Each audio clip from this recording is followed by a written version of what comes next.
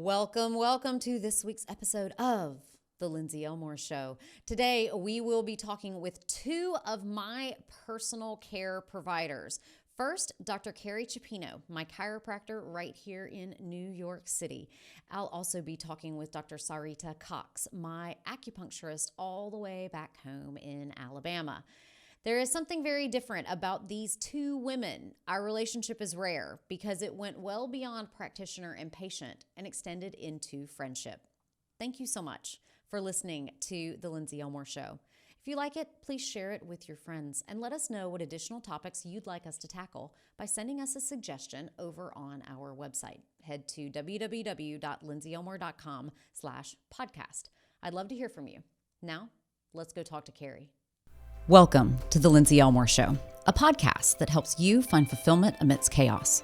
On this show, I interview thought leaders, doctors, creatives, spiritual gurus, and game changers who inspire you to pursue your dreams, overcome obstacles, and leave your mark.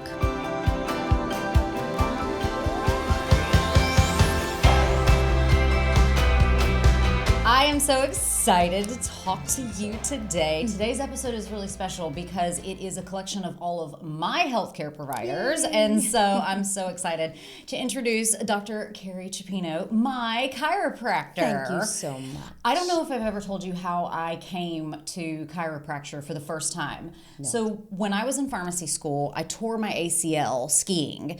And when you tear your ACL, you get locked out in a brace. And so they're trying to keep your knee just like perfectly straight.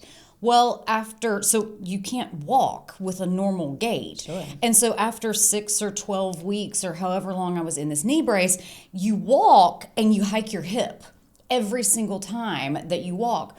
And I was studying one day and I realized that I was sitting like this. And I could not sit on both of my sit bones anymore. And so I go to the chiropractor for the first time. I don't know how it came into my mind to go. I just knew that I was in pain. I knew that something had changed in my hip anatomy. And I knew that I lived in the state of California where chiropractic care is covered under insurance. Yay, imagine that. What a crazy idea. And so I go to the chiropractor and I tell her what's going on. And she puts her hands on my hips and there is like a solid 2-inch difference between my pelvis. And so she adjusts my hips and it ended up being the most pain relieving, life-changing thing. And then she additionally changed my life because I happened to mention to her, I've been really struggling with insomnia for about a month, and I was to the point where I thought I was going to die. I'd been struggling to sleep so much. And she referred me to the acupuncturist for the first time. Excellent. And that's what I kept going with. And so when I moved to New York, you and I met at an event. Yes. Your friend was like, "This is your new chiropractor." And I was like, "I need a chiropractor." And she was like, "I know, it's Keri." And so you are a board certified chiropractic neurologist. We're going to talk about that because I have a feeling nobody knows what the heck that is. Sure. Board certified in neurofeedback. Again, nobody knows what the heck that is. No worries. And you're also a breast cancer survivor, and you have an online support group called Healing Boobies, where you teach women, I assume, to self-breast exams, etc., thermography. You're an essential oil enthusiast and a mom to two. I love how you said they were two cherubs. I'm sure they're that way 100% of the time. And you are in private practice in Smithtown and also in New York City. So why did you initially decide to become a chiropractor? Because chiropractors have a bit of a bad reputation. In most people are a little bit skeptical. So why did you decide to be a chiropractor? Well, what had happened is I was a pre-med major, and I was at Brooklyn College, not too far from here. Yeah. And I was planning on going to the BA-MD program with Downstate. Okay. And I waitressed at Red Lobster on the weekends. Okay. I did. Nice. And that's how I, got my money to put myself through school. And what had happened was I slipped and fell. Okay. Waitressing. And I went to my medical doctor. Okay. Who said, you know, you have a lot of rotation in your lower back. You shouldn't waitress anymore. You should become a hostess instead. Okay. And I said, in like typical Long Island sass, like, they don't make any money. Right. I need to waitress. Yeah. I can't go back to an hourly. Are you serious? Yeah. Waitressing and bartending's where the money is. Exactly. You know? Exactly. So my dad said to me, you should go to my chiropractor. And I thought, well, you know, chiropractors? Like, I'm not sure if I was really into that. But I decided to go because I wanted to be waitressing. I went to the chiropractor. By the weekend, I was waitressing. Okay. I was totally fine, completely out of pain, where the medical doctor was just offering me medication, which I knew I didn't want to take. Right. It's a slippery slope. When you start down pain medicines for what a physician tells you is a chronic condition, Where does it stop? It's a mess. Yeah. Exactly. It doesn't stop. No. So I went to the chiropractor and he said, you know what, let me work with you or whatever. And I said, okay, let's see how you do. By the end of the weekend, I was waitressing. And I said to him, what exactly are you doing? Mm-hmm. Yeah. And he said, well, you know, I work with the nervous system and I help balance the alignment, which supports your nervous system, your spinal cord, and your brain. Okay. And I said, well, that's interesting, but I'm not sure if I'm totally into that. He goes, well, what's your major? I told him my major. He said, why don't you come with me? Okay. Come and practice a day with me. Just follow me around and see what I do. And if you like it, he said, maybe you'll go to chiropractic school and end up working for me someday. Okay. And I thought this was like crazy because The I went from wackiest not idea. even like considering like going to a chiropractor to now I might become one. Like it was bizarre. Yeah. I went to him, followed him the whole day, saw that he helped kids with ear infections, helped people with sciatica, migraines, infants with colic. And I was like, oh, this is not just about back pain. This is about so much more. Yeah. And he said yes. And at that point, even after I took the MCATs, I had done the MCATs, I had Oh done my it all. gosh. I decided to go to chiropractic school. Okay. Never Yeah. I think that the best healthcare providers are the ones that drop out of going to medical school. I backed out. I was just like, I'm not doing it. Not doing it. I was, I don't know, smarter or crazier than you were. As soon as I started studying for the MCATs, I was just like, I don't want to do this. Right. I don't want to do this. Okay, so wait a minute. Ear infections. You work with people with severe neurological disorders, and so like what is the full scope of every type of ailment that chiropractor could help with? Yes, well, because the nervous system affects the entire body, there's a very big scope, right? So it really depends on what's going on with the patient and what the cause of the problem is. So, for example, ear infections can be as simple as a dairy allergy and have nothing to do with your alignments. Right. But there are children who have misalignments and spasms in their neck. And if they have spasms in their neck, their ears can't drain. Right. And those are the kids that have one ear infection after another. They go on one antibiotic to another, and they continue They end to up have getting these tubes placed. Tubes is the next thing to Yeah. facilitate drainage. Yeah. But what if we actually reduce the spasticity in their neck? Yeah. So that their ears could drain all on their own. All on their own, yeah. So again, I think it's every individual has to be evaluated to see if chiropractic could be a viable solution for them. Okay, so this brings up the next thing. You do a lot of evaluation before you start any kind of adjustments. You're the only chiropractor I've ever worked with that's like, close your eyes, stand on one foot, touch your nose with your pinky finger. And so what is you've mentioned the nervous system, and so like what the heck is a chiropractic neurologist? Yes. And how is your practice different than a lot of chiropractors? Yeah, for a chiropractic neurologist, you basically have to go for a specialization after chiropractic school. So within the field of chiropractic, there's orthopedics, there's pediatrics, there's neurological. So I have over 1,000 hours of coursework in the field of neurology, and ultimately, what chiropractic neurologists do is we're functional neurologists. We're looking for imbalances in the nervous system that are creating certain neurological problems. Okay. So, for example, somebody who has a problem with balance, you know, I test your balance every single time you come because I know that an imbalance in the hemispheres will create an imbalance in your ability to not balance just with your eyes closed. For sure. So that's something that I evaluate. Yeah. I also, as a chiropractic neurologist, and traditional chiropractors are taught this too, to do a full examination and a consultation. And I feel like, you know, I was trained that if you don't know what the patient's problem is after you've just done the consultation, then you didn't do a good enough history. Right. Because that is really the secret to really diagnosing and helping people, is to really listen to what they say and try to get a little curious about what's going on in their bodies. I mean, it's such a profound thought to like have a conversation with a patient before you just jump right into treatment. No way. You mean I shouldn't get adjusted at a street fair? Yeah, adjustments at a street fair. Okay, so let's talk about just the skepticism surrounding chiropractor. And so I didn't know until you told me that there's actually a really long history of why people are so skeptical about chiropractors, and it came down to a court case between the American Medical Association and the American Chiropractic Association. Yes. And the chiropractors won. Absolutely. And the American Medical Association was just slandering people. And so we know that people say, oh my gosh, you get your neck adjusted, you're going to have a stroke or whatever. And so I found some data that I found fascinating. The risk of adverse effects from cervical spine, so the spine in your neck, is less than 1 per 1 million treatments. And the risk of having a stroke following chiropractic care is 1 in every 5.6 million treatments. Yes. So this is rare. Extremely rare. Extremely rare. Absolutely. And so what can people look out for if they are skeptical to know that they've got a good chiropractor or and not the guy that they're just going to get at the street fair? Right. I think the first thing is if you get your chiropractor by a referral, right? If you can just not go on what's on the internet, but really actually get a referral from a family or friend, that's helpful. But when you meet with your chiropractor, does your chiropractor talk to you about your history? Do they ask you what kind of previous injuries you've had? What medications you're on? Are you taking any supplements? Right. What's your activity level? Are you drinking? What's your diet like? Really curious about your whole body, not just your spine.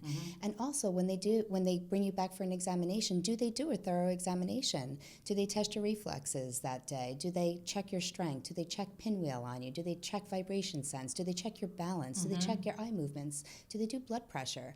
These are all different things that you can look for in someone who's being thorough versus somebody who's more of a factory, right? Right. I mean, there's good and bad in every profession. So, that's definitely something you want to look for. Yeah, and patient load, someone who's a factory, like I have seen chiropractors that are just seeing people every 10 to 15 minutes all day, every day, and not taking that time. And I think that not taking time with patients is one of the things that leads to problems, not just in chiropractor, but certainly in pharmacy, if you're not taking time to understand your patient, indefinitely in medicine, if you're just walking in, getting a script, and then getting out the door, it's really not ideal. Right. So we need care providers who actually do take care of the whole person. Yeah, and I think it can be a little bit of a challenge because, of course, if you're an in-network physician, which is what I did. When I first graduated, I joined every network, tried to take everybody's insurance, and the bottom line is in order to pay the bills, you would have to see a huge number of patients. Yeah. And so for myself, I was fortunate enough that I said, you know what, that is not who I am. That is not how I want to practice. Yeah. And I was able to get away from the insurance companies. And by doing that, I afforded myself the way to practice the way I want to, which is spending time with people, talking to them, really taking my time with them. If someone comes in with something new, having the time to explore that. Yeah.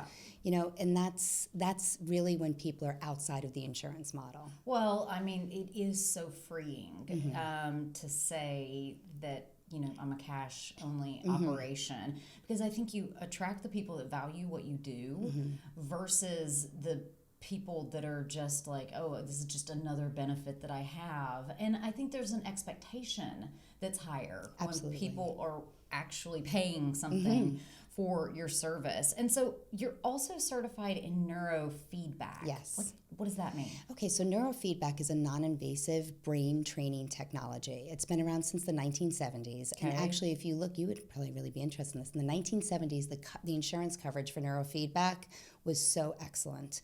And then you had the introduction of the psychoactive medications, and then all of a sudden the coverage for neurofeedback went down and the drugs went up. Right. So it lost some popularity during that time simply because it was a non-covered service. But basically how the brain works is you have 4 major brainwave patterns. You have delta, theta, alpha, and beta. Okay. Delta is when we're sleeping, theta is when we're falling asleep, alpha is when we're doing routine activities. I like to say when you drive somewhere that you drive to every day, and then you're like, how did I get here? Yeah. That's an example of an alpha state. And then beta is hopefully what we're both in right now, focused, concentrating. Okay. And your brain should be like a car shifting gears all day long between these different states. But if it gets stuck in a certain state, it can create a certain symptom. So for example, if you're stuck in high gear, you can be that person who can't shut off their brain, can't fall asleep, ruminates all day long. Or I say it's like you when you have your computer going and you have all those windows open. Sometimes you find it hard to focus on that one window because you have so many other things going on at the same time. People who get stuck in theta are people, especially kids, ADHD kids, 85% of them have increased theta in the front of their brain, so it creates actually a sleepy brainwave pattern, which makes sense because what kind of drug do they give you? A stimulant. A stimulant. It speeds up the brain, so it improves the symptoms, but you still have that increase in theta in the front of your brain. So how neurofeedback works is we put sensors on the scalp, a couple clips on their ear, and they're watching a movie.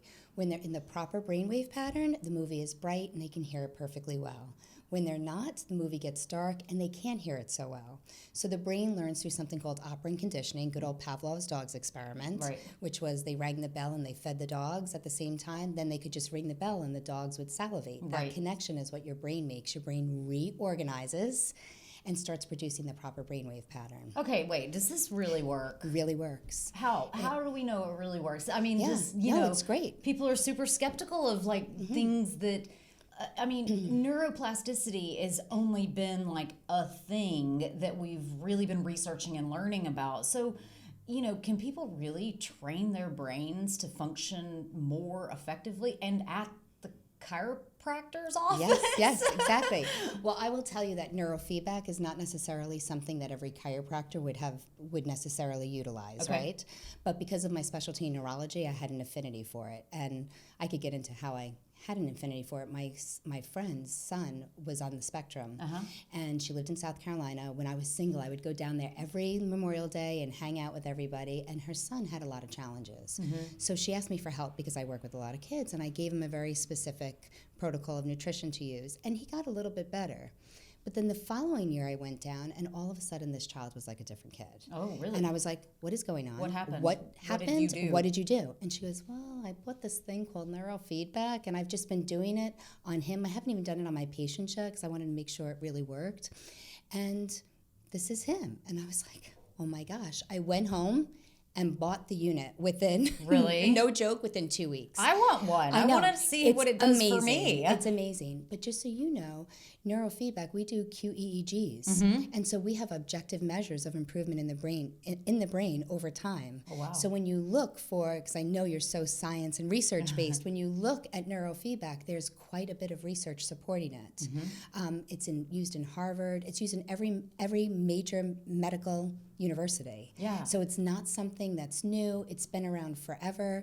There's no reported side effects because we're not putting a stimulus into the brain. We're training the brain to behave differently. So you mentioned children on the autism spectrum and ADHD, but it seems like this reorganization, can it even help with things like epilepsy and seizure disorders? What about neurodegenerative diseases? That's the trickiest one. Yeah. I'm just going to go back to seizures for a second. That's how neurofeedback was discovered. Oh, wow. It actually cured seizures in cats. I can't make this up. This is how it was. Yes, you'll see that's how they actually learned about neurofeedback.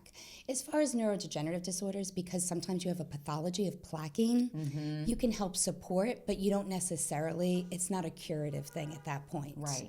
But once you make these new pathways in your brain, they become permanent. Yeah, absolutely. So for myself, I know I told you about my breast cancer history. I had some really wicked chemo, including something called adriamycin, which is that red devil. Yep. It's the worst. Yeah. And that's associated with chemotherapy brain. And so what I did on myself... Wait, what's chemotherapy brain? So chemo brain is like complete brain fog. People completely drop... people become disabled. over it all the time. And it's specifically linked with that kind of chemo. So I knew that, and I had neurofeedback at the time, so I did a QEEG on myself to see what my brain was doing, and then I did neurofeedback throughout treatment and then even after.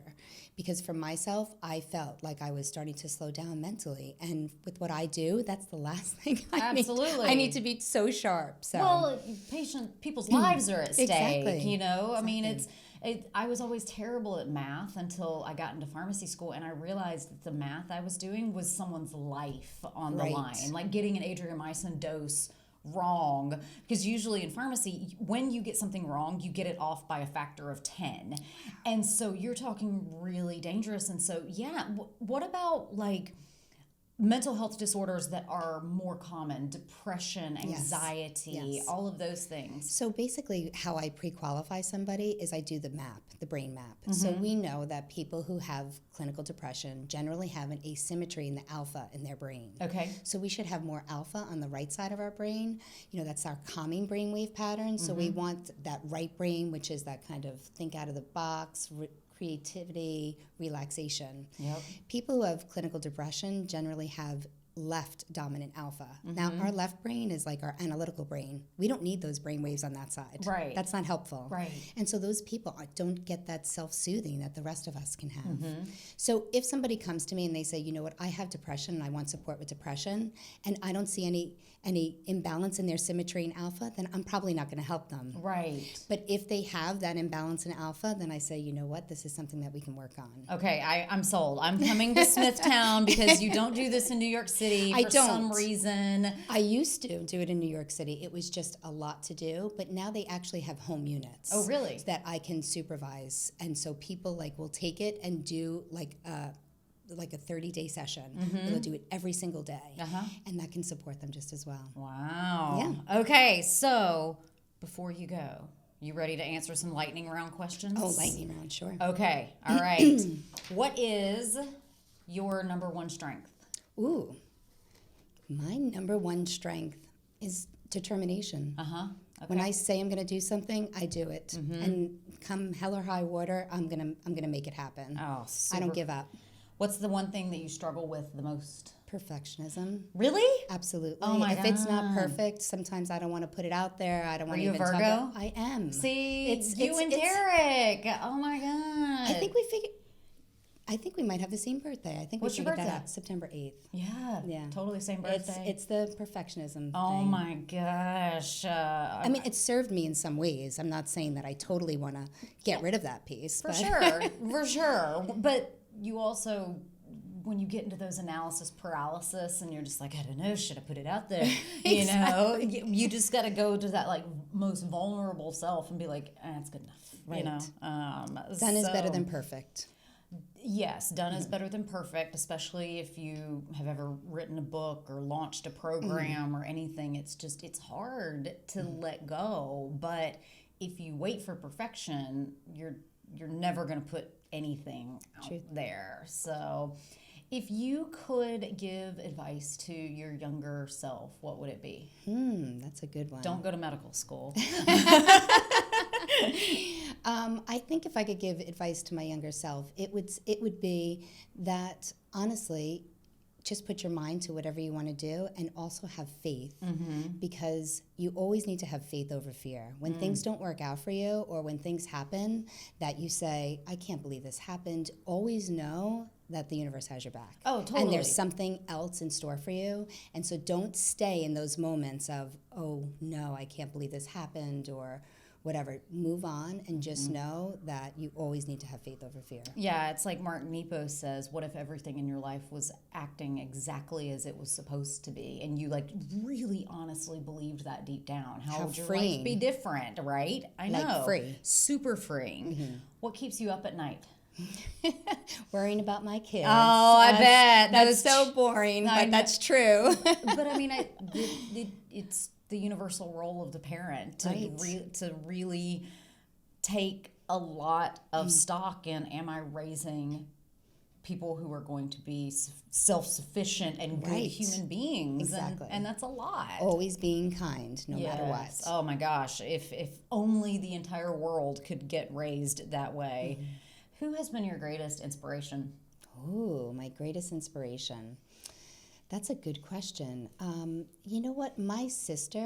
My youngest sister, she has been through so much, and just to see like what she's been through and how she supports me going through the things that I've gone through, I've always wanted to be as good as she is. Yeah. With taking care and loving and being compassionate towards someone else. Yeah. Yeah. Last but not least, Okay. God to you is All love. yeah. All love. All love all the time. Right, exactly. Always has your back. Well, Dr. Keri Chiappino, it's been such an honor to talk to you today. If you are in the New York City area or if you are out on Long Island, I very highly recommend that you look up Keri at New Life Chiropractic. Thank you so much. Thank you so much. Thank you so much. I'm totally honored. Thank you. One of the best ways to prevent infection is to keep your defenses up so you are not suddenly caught off guard. Strong immunity is the best way to help you and your loved ones stay healthy. You can do something every day to boost your immune system and give yourself and your family peace of mind. One of those things that you can do every day is drink tea. The benefits of tea have been researched in hundreds of peer-reviewed studies that have been conducted over decades, with thousands of years of traditional usage as well. Teas contain diverse immune-boosting ingredients such as polyphenols, catechins, and theaflavins. The more diverse the tea that you drink, the more diverse the immune-supporting ingredients are. I've partnered with Peak Tea to help you get ingredients into your body that support the immune system. Peak Teas are all 100% organic. They are triple toxin screened to ensure that they are free from pesticides, heavy metals, and toxic molds. They're also extracted using a cold brew crystallization technique that preserves active compounds in their maximum potential. The tea is so powerful that it is endorsed by physicians like Dr. Mark Hyman and Dr. Jason Fung. Because it is so simple, it has superb ingredients, and it has a high concentration of ingredients that help to support the immune system. Right now, Peak Tea has an immunity promotion that you can take advantage of. Head to www.peaktea.com/Lindsey and save up to 15% off of the immunity support blends, as well as getting free shipping on all of the immune support bundles. That's www.peaktea.com/Lindsey.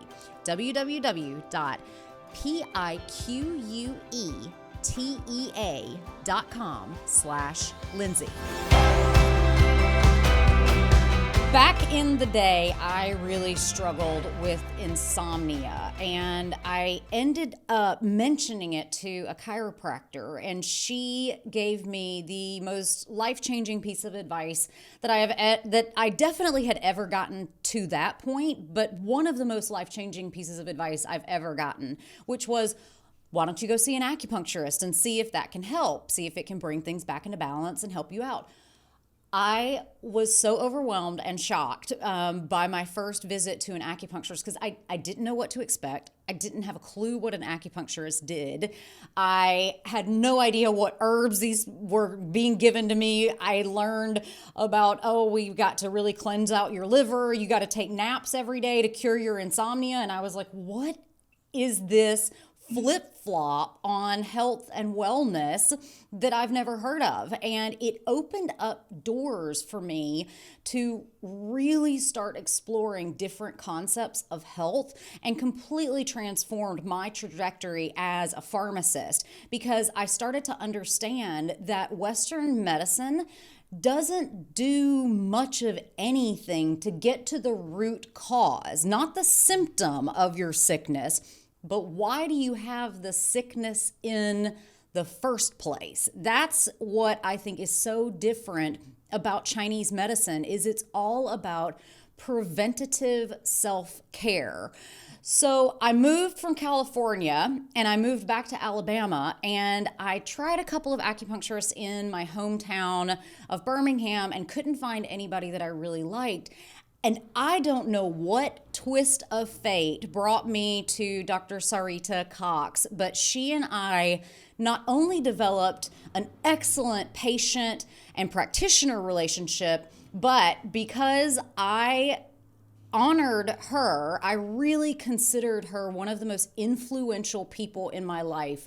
She introduced me to healing modalities that I still use to this day. She got me to start using castor oil packs, and I have since trained thousands of people to use castor oil packs. She introduced me to a book that has done more to inform my opinions as a practitioner than any other book. It's called Healing with Whole Foods. And when I moved away, I actually gave her a copy of it because somehow I'd ended up with 3 copies, one in my office, one in my home office, and one at my practice site. And she said, "Oh my gosh, mine was falling apart. I'm so glad to have a new one." And I have just developed a friendship with her because of how much I valued her. I just wrote her a thank you note, and I said, "You mean so much to me, and I'm so proud that you are practicing in Alabama and Mississippi, where integrative wellness just does not have as much exposure." And I felt a really close sisterhood with her because for some reason we felt the need at that time to both be fully present in the practice of what a lot of people consider to be wacky medicine and wacky pharmacy in the Deep South. And so Dr. Sarita Cox uses a vitalistic and nature cure principles. She gives diet, nutrition, and lifestyle prescriptions that help her patients achieve optimum wellness. She breaks cycles of dis-ease, not disease, but just dis-ease in the body through traditional medicines, elemental and seasonal wellness practices, which I learned so much about from her. Her primary clinic is situated in a developing food forest on rehabilitated tornado land that I'm tearing up for some reason. In 2011, not only annihilated where my dad lives, but completely destroyed my hometown of Pleasant Grove, Alabama. Excuse me, my goodness, I wasn't expecting such emotions, but there's something very special about what she is doing with this orchard. She also serves on the Mississippi Band of Choctaw Indians to help to advance integrative health in this underserved community. She offers free public mindfulness classes every Thursday in partnership with an internal medical group in Tuscaloosa, Alabama. Dr. Sarita Cox, I'm so excited to talk to you today.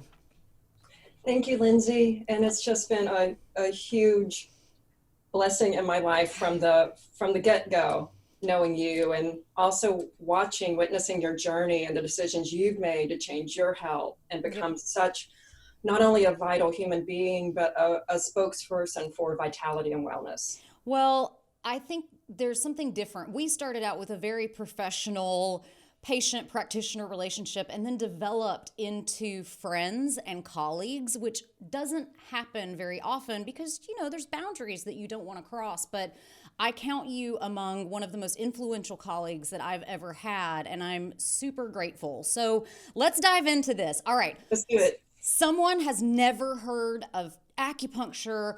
They are maybe distrusting of Chinese medicine. What the heck is 5-element acupuncture, and what does it have to do with seasons? What does it have to do with your body systems and the way that we eat? Just dive in and give us a crash course. Crash course. I would say we all originate from source, and we're all really at source all the time. But the very ancient wisdom traditions almost always use elemental speak. Mm-hmm. Whether we're talking about Native American, whether we're talking about Ayurvedic medicine, Tibetan medicine, they all use the filter of the next separation. So that might be 4 elements, it might include air, it might be 5 elements, it might include earth. So the elemental wisdoms, I believe, are a way of expressing source and vitality 1 or 2 layers removed so that the human beings in this experience of stimulation can start to drive themselves back to the original source and the original cause of our dis-eases and our imbalances that are dynamic and can always be adjusted. Absolutely always be adjusted. So we have earth, wind, fire, water, and ether. And each of the, so does every person have one that's kind of their primary driver, or are we all a blend of all of them? That is such a great question. And that I believe the element that you're speaking of is like the Greek systems, Okay. which is the ether and the air. In Chinese medicine, we use a system that uses wood or wind. Okay. And then it moves up into fire, and then it stabilizes into earth, or it transitions through the 4 seasons to make 5 seasons through the earth. Then the metal, or the falling down of things, and then the winter and the water. And so Chinese medicine uses its iteration, and equally valid in all these other traditions. It's just the thing that came forth so that their demographics could relate.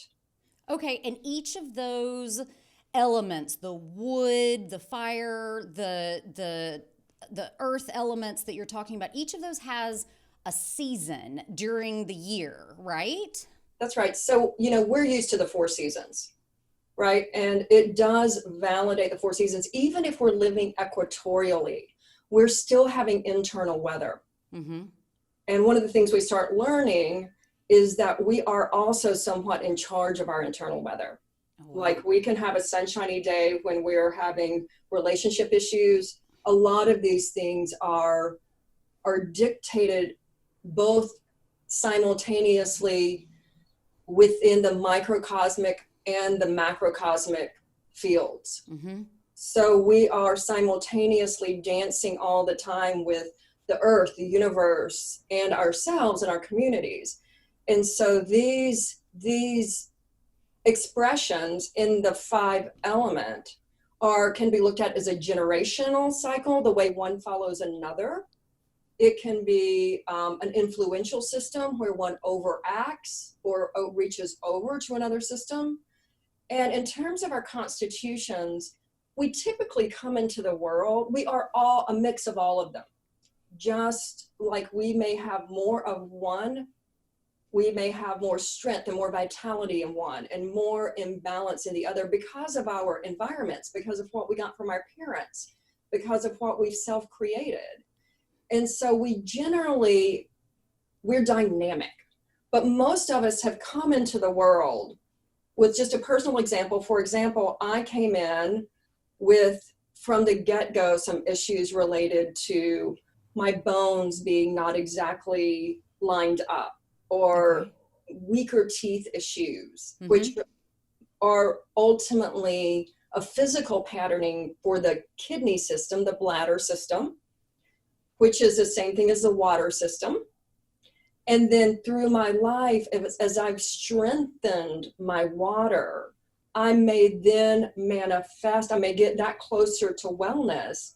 And so I may then be able to work on some of my secondary constitutional issues. So like when people find out their kind of their constitutional type, like which of these elements do they most affiliate with? And so you're saying start by working on improving that system, and then once you get that system into balance, then you can start working on the other systems and bringing everything into balance. Is that right? I think that's great academically, but what we find clinically is that we're always working on the root cause, which is their underlying element. But for example, because of the weakness or the dis-ease or the imbalance in the underlying one, they may have seasonal flares that have to be addressed, because the truth is we have to address what's in front of us. We have to accept things as they are and address those, because if we're not addressing the acuteness, our chronic can get worse and worse. So it's a dance. Yeah. So what kind of suggestions do you have for transitional time? So changing of seasons, equinoxes, solstices. How do we best take care of ourselves in this ever-changing world? So physical, mental, and emotional, spiritual. Physical, I really love to guide people back to eating cultured foods, to take in miso. If you use the animal products, it would be a great time to do bone broth because we're enhancing gut care. Okay. We're also trying to stabilize blood sugar levels at this Mm-hmm. time. So those are always two things, whether we are a whole foods advocate, whether we may need nutritional supplementation, Chinese herbs, whatever your system is, strengthen the pancreas, the stomach, and the spleen. Mm-hmm. We can use feng shui. We can use the color gold. We can wear golden clothes and put more earth elements in our homes. So really trying to bring in what's going on in the natural world Yes. into our bodies. And so, you know, just break it down. Like, what is the difference between the types of foods or the types of behaviors that we should have in January versus April versus July, September, and moving in back into winter? Like, how does this change? So, of course, your constitution is gonna have an effect with each of the seasons. So we have to always look at individually who you are. And that's what these wisdom traditions are very, very good at. So your prescription, it's hard to give you a protocol. Oh, I see. So we can give you a protocol that is generally good foods for each season. For example, with transition seasons, we might like the golden foods. We might want a little bit of raw honey every day, some butternut squash. We may want chickpeas and celery because they dry and drain the dampness that we tend to accumulate when that element gets out of balance. Mm-hmm. However, maybe somebody has a perfectly balanced earth system. They may need more heating or more cooling foods. Mm-hmm. So the cool thing about the knowledge with the herbs and the foods is they assign taste attributes, like they dry us, they drain us, they go to the upper body, they go to the spleen, pancreas, they go to one of the 12 organs. They they have 5,000 years of written case reference. And that's why Chinese medicine shines on some level over other traditions, is a continuity of documentation, not that it's a superior system. Right. But we find that we can learn these attributes, Mm-hmm. and then we apply them to the constitution. And then within the seasons, yes, there are general protocols. Mm-hmm. However, those have to mesh with your individual constitution. So, how do people decide what their constitutional type is? So like you found out through your practitioners, and that Right. is probably the most accurate way to find out. Of course, we all love looking up stuff on the internet, and we all love quizzes, and those things are out there. And I think that gives you a basic understanding. But what you may need to do is revisit that at a different season or a different time in your life. Or if you took the quiz for like, oh, this is how I was born into the world, this is how I am now. So these kind of the timelines do matter. Mm-hmm. But I will tell you one thing that is consistent is how we emotionally, mentally, and spiritually approach the seasons. For example, Earth transition times are so much about grounding ourselves, because we're in this tumultuous period of going from one season to the other, and we can always ground ourselves. We can always spend more time in nature. We can always put our feet on the earth. We can visualize ourselves being connected to the earth.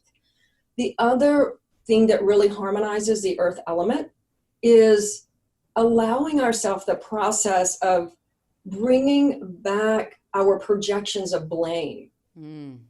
When our earth element is not healthy, we tend to do the it's out there thing. That's the problem. But we have to remember the 4 fingers are pointing back toward us when we're pointing 1 finger forward. For sure. And what happens when we start unwinding that, we start developing deep, deep trust that the universe, God, our version of spirit, which are all true, in my opinion, are always giving us an opportunity during this difficulty and change to accept responsibility, to spiritually grow and develop deep trust, believe in divine timing.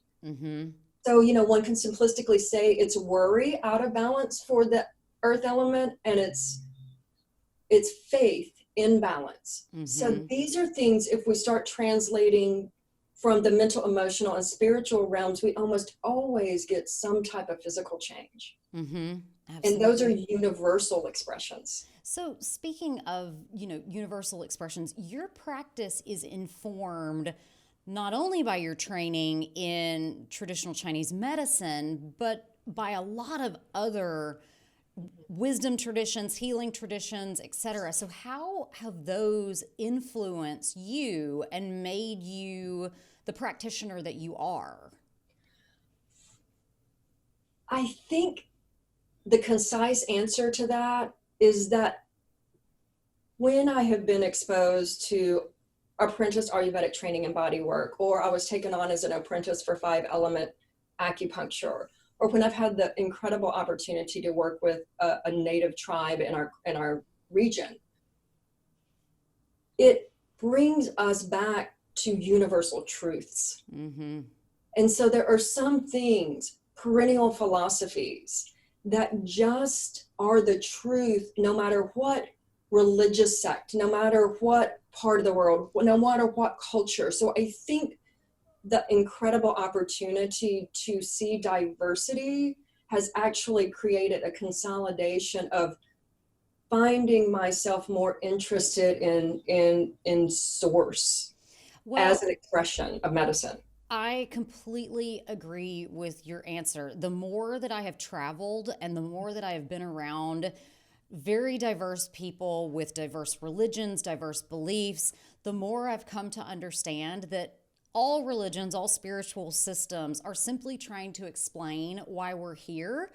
Yes. And if we actually just listen to one another, we're basically all saying the same thing in a different way. We have different stories by which we express those feelings, those emotions, but I think the basic human experience is very similar no matter what religion we were brought up in and what healing traditions that we were brought up in. And so I absolutely completely agree with you. So believe it or not, our time is running out, but I know, I did want to tell all of our listeners, I very strongly encourage you, go find a good 5-element acupuncturist in your neighborhood. If you are in the Alabama or Mississippi area, I very strongly encourage you to go check out DrSaritaElizabeth.com and check out one of her free mindfulness classes, or come and see her at her clinic. You can check out her permaculture farm. And I invite you to head to her website and take a quiz that will help you to determine your 5-element constitutional type. And so that way, when you make your appointment with your acupuncturist, you can say, hey, here's kind of where I've been told. What do you think about this? And you will be able to also download a tip sheet full of balancing superfoods, lifestyle wisdoms, and get some affirmations. Speaking of affirmations, you were kind enough to send me your new, what are these cards? Describe them to me and tell me how you anticipate people use them. Yes, these are Element Wisdom cards. And the coolest thing for me about this project is it's created in real time, and we're creating it now. Oh, wow. And so what has happened is you've gotten an earth deck because we've already gone through transitional periods. And we, in the taping of this, are in earth season. And I will be manifesting and sourcing the next set, which will be spring. And the way we use them is just like you're doing it. You can shuffle and you can choose an affirmation, My favorite way to play the game is pull one, give one.